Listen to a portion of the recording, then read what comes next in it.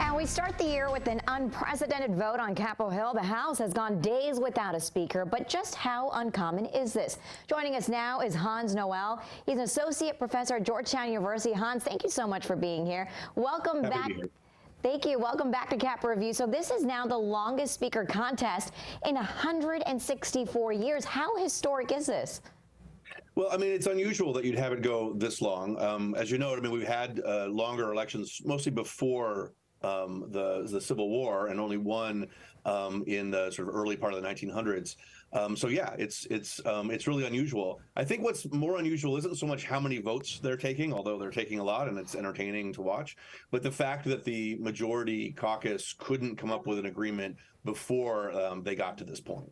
Yeah, you know, why this wasn't done beforehand, behind closed doors. I have a question for you. Now that we are talking about the number of votes, is there a system in place where they may see a higher authority kind of override the votes if this just keeps going on and on and on, because it can?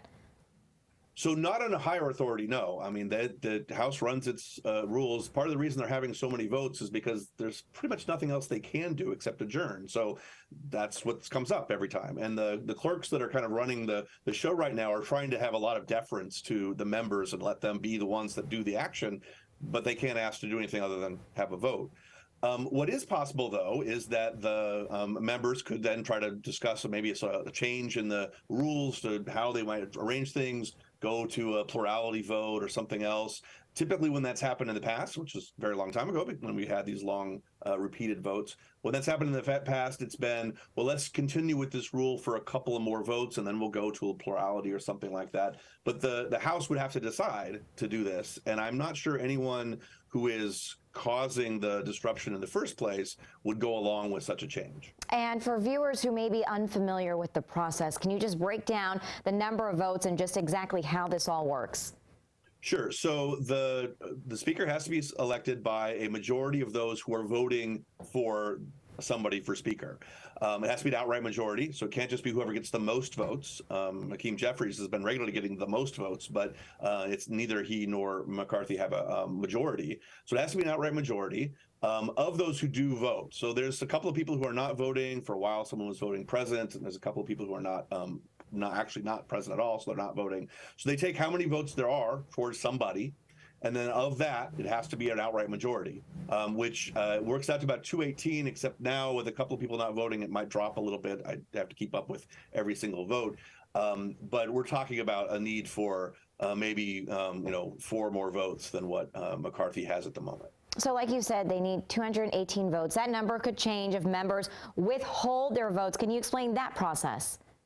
Sure. So, I mean, partly it's just, who is present. In fact, there's one position that's sort of unfilled. So we're down from the expected number of, 435.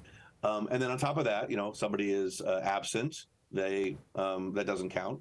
And then additionally, somebody who's there can say, you know what, I don't take a position. I'm going to vote present. I am here, but I'm not choosing somebody. And that's not going to count in the number of votes for a named speaker. And something that I was reading and I thought was interesting, I mean, you can nominate and elect someone who isn't an elected official or an elected representative in the House, which is why we are hearing Trump and other names. I mean, it probably won't happen, but can you kind of explain that? I mean, it would be pretty unprecedented if that were to happen, but it's possible. Yeah, I mean, partly it's, you might just view it as an oversight, that there's no specification that it has to be somebody who is a member of the House, and so that's always an option. People always talk about it whenever this comes up. I'll do it, people say. But it does have that possibility that, maybe nobody who's actually an elected member who has their constituents to worry about and all those other considerations, maybe none of those people can actually get the support of everyone in the majority, but someone outside could, and then they could, they would then serve as the speaker. They would not be a member of the chamber, but they could serve as a speaker and do those kinds of roles. Most of what the speaker and the leadership of the majority party in general does is sort of setting the agenda and shaping things for everyone else to vote on anyway.